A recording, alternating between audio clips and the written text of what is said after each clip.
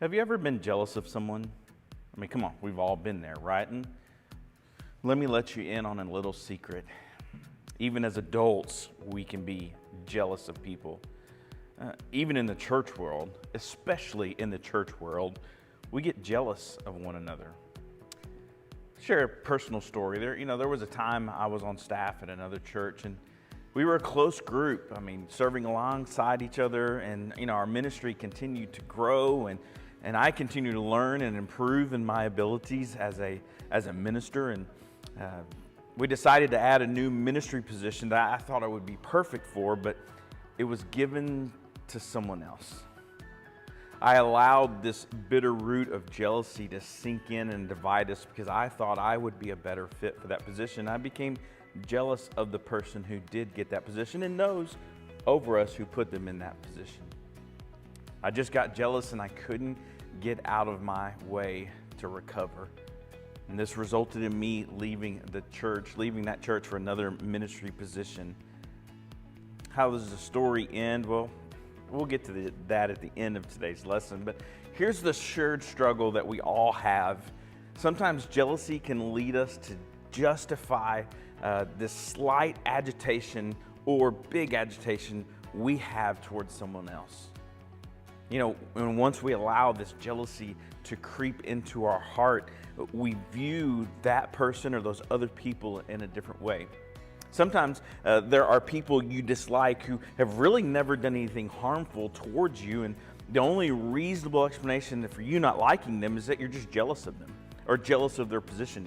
And it could be a million different reasons. Those are just some. And maybe for you, there's some reasons why you're jealous of someone. Maybe they have ridiculous good looks. Maybe there's a position that they play on a team that you're jealous of. Or maybe there's some deeper reasons. Maybe their parents show up to all their games and you're jealous of the family life they have. Maybe how they're healthy and they're never sick, but you're stuck with health issues that no one seems to understand, no one seems to get. Maybe it's how it seems that other people can have these confident conversations with each other and other people so easily, but you find it a struggle to even speak up in class or in large groups. You see, jealousy changes the way you see others, and it changes the way you see yourself. That person becomes the source of your unhappy feelings, and eventually the target of your anger. Now, when we feel anger towards someone, it is so much more difficult to celebrate the good things we have and the good things they have. And all of a sudden, we're not good with them. All of a sudden, we're not good with ourselves. And the real question is, what are we supposed to do about it? See, this is where Scripture, of course, speaks to this. You see, in ancient times, there was this man named Saul, not in the New Testament, the Old Testament. Saul was the first king over Israel. And he was initially known as a good and generous king, courageous in battle, especially, he had this respect for his kingdom. But at one point during his rule, he and his people found themselves in a battle against a fairly powerful group. It's called the Philistines, and you know the story. It's David and Goliath and the battle of the Philistines. And so in 1 Samuel, we see this story play out. Now we're going to read a couple of different verses. We're going to skip them around because I want to give you an overview of the story to kind of see where we are in this moment. But in 1 Samuel chapter 17 and verse 2, it says this: Saul and the Israelites assembled at and camped in the valley of Elah and drew up their battle line to meet the Philistines. The Philistines occupied one hill and the Israelites the other, with the valley in between them.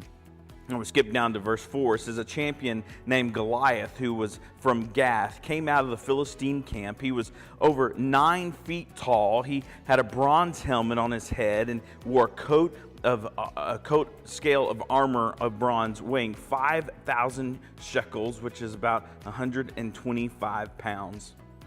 Now, we skip forward, we see that he is this monster champion, almost 10 foot tall, in which the Philistine army sent out to go against the Israelite army. So this man is very intimidating, and actually he comes out and he begins to curse the name of Israel's God, and he begins to really speak down to the people. Well, hearing this, we see this in 1 Samuel 17, verse 32. David is out, going to bring stuff to his brothers, and he hears this giant saying these things about his God. And David comes up and runs to Saul, and he says, "Let no one lose heart on account of this Philistine. Your servant will go and fight him." That's what David said to Saul.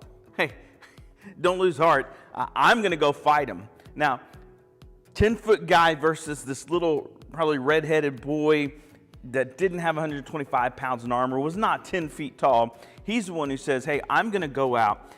And Saul replied, "You are not able to go out against this Philistine and fight him. You are only a boy." He has been a fighting man. He's been a warrior from his youth. So you can't do this. You're just a little boy. He is a big man. You can't go out against this guy. And so David convinces Saul that, hey, he can go out there and do this little guy against the big guy. You know the story. And so kind of knowing, if we're first-time readers of the story or first-time experiencing the story, obviously we're thinking, this little guy doesn't stand a chance. And then we get to verse 48. As David goes in to say, "I'll do it," and he gets his 5 stones and his slingshot against this mammoth of a man and his armor and his sword and his spear. In verse 48, it says, "As the Philistine moved closer to attack him, David ran quickly towards the battle line to meet him. Reaching into his bag and taking out a stone, he slung it and struck the Philistine on the forehead, and the stone sank into the forehead, and he fell face down to the ground. So David triumphed over the Philistine with a sling and a stone, without a sword in his hand, and struck down the Philistine and killed him." So David is this huge hero of the story, this little guy who defeated the big guy and who everyone is all of a sudden starting to talk about. So we see in chapter 18, if we skip ahead to verse 5, and says this, "Whatever Saul sent him to do, David did so successfully. And Saul gave him a high rank in the army. This pleased all the people and Saul's officers as well." So David not only defeats Goliath, he gets to advance in this army, and he starts gaining this crowd appreciation. He starts gaining some fame in what he has done and now what he is doing. And we see the result of this. Verse 7, it says this, "As they danced and sang," that's the people of Israel, "Saul has slain his thousands, but David his tens of thousands." Saul has taken care of 1,000, but David tens of thousands. And we continue to read, you'd think that this would do something to Saul, and it does. Verse 8, it says, "Saul was very angry, and his refrain galled him. They have credited David with tens of thousands, he thought, but me with only thousands. What more can he get but the kingdom?" And from that time on, Saul kept a jealous eye on David. Some versions say close eye, but this is translated a jealous eye on David. You skip on further down to verse 15. It says, "When Saul saw how successful he was afraid of him." See, it's interesting in this story. You see, Saul could have been happy for David. He could have applauded him with the people and celebrated the fact that David helped the nation succeed, the whole group of Israel. He helped them succeed. But instead, Saul felt threatened by David's rise and fame to power. And in fact, he eventually plotted later to kill David and spent a large majority of the rest of his life chasing after David in hopes of getting David out of the picture. You see, I think the author of Proverbs gives us great insight to how this jealousy can lead to destruction. Proverbs 14:30 says this, "A heart at peace gives life to the body, but envy rots the bones." You see, if we're not careful, we can find ourselves in the same position as King Saul. We'll discover ourselves how jealousy can destroy a friendship. Jealousy can cause us to doubt our own talents, our own achievements, and successes. Jealousy can rot how we feel about ourselves. And jealousy can kill our sense of peace. You see, with jealousy, when we allow it in, we will constantly encounter people who seem to have better things and a better life than we do. And that will never stop. And if we aren't careful, this gut feeling of jealousy has the potential not only to ruin our relationships with others, but also to ruin the way we feel about ourselves. So I get it. We get all this. Hopefully you get all this, especially through this story. And even the story I shared before is that jealousy hurts us. But what are we supposed to do about it? We're always going to face it. What are we going to do about it? You see, there is something that we can do, and something that, that it's so obvious, and that when we actually step into it and we put it into practice, we can see the impact that it has for all of us. It will actually it will help lessen the effects of jealousy if we put it to practice. And it's simply this: we can celebrate others. Because the bottom line, the more I celebrate others, the more I like me. That gets us back to the first story. It took some time for me, especially me, to get past this sinful pride. What helped? Celebrating their successes.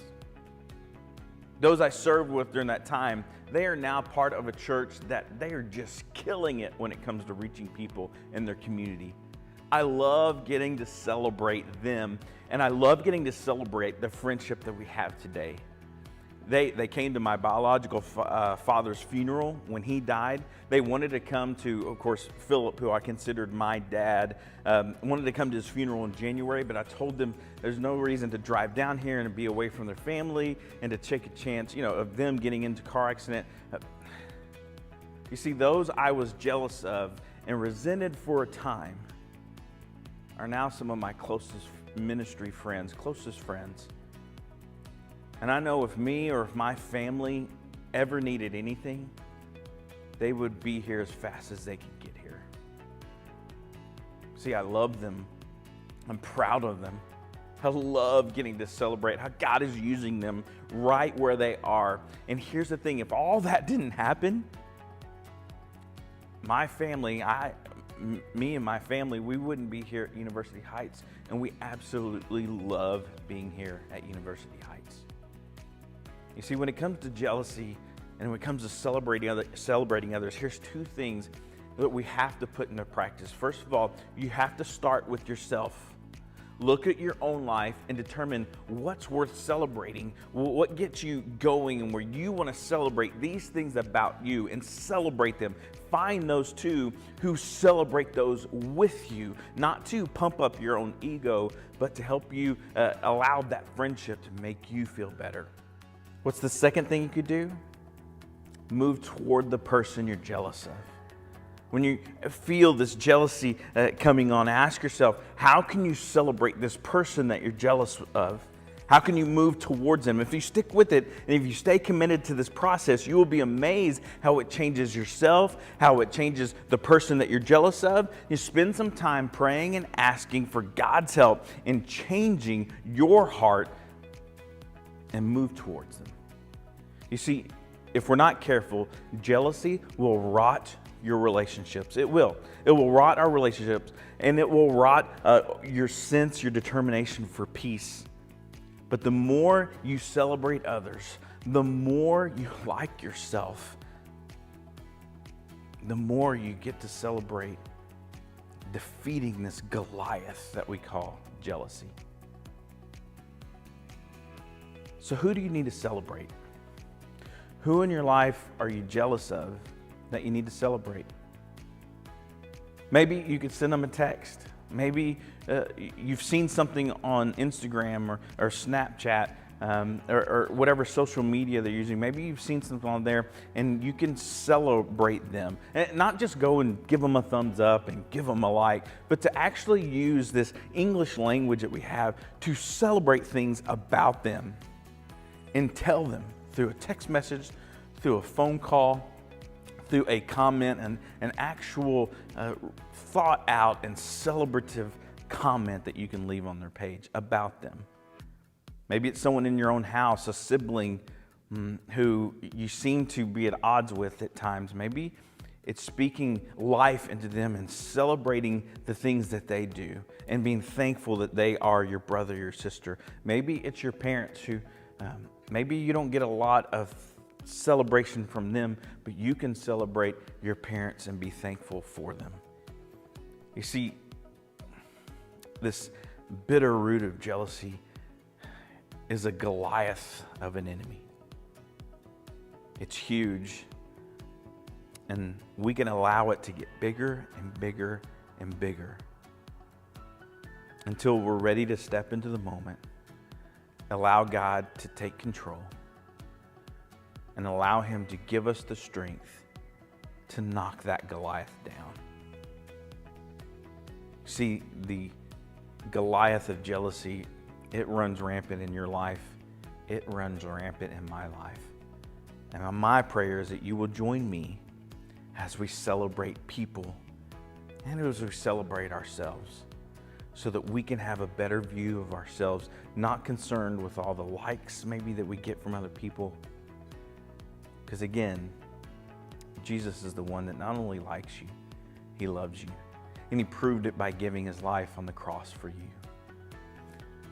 And so we get to celebrate what Jesus has done for us and celebrate what He can do for others. And you never know what type of celebrating other people's lives could bring about the conversation of celebrating what Jesus has done in your life. So maybe you have the opportunity to share the greatest gift, the greatest defeat, the greatest Goliath we've ever had to face, and that is death.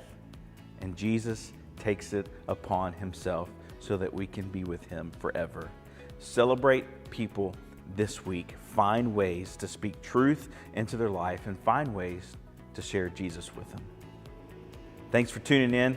We'll look forward to checking in with you guys next week. If you're not a part of a digital community, talk about some of these things, let us know. Just go to uhbc.net/students, and there's some opportunities there for you to get connected. We'll see you guys next week for week 3 of our Like Me series.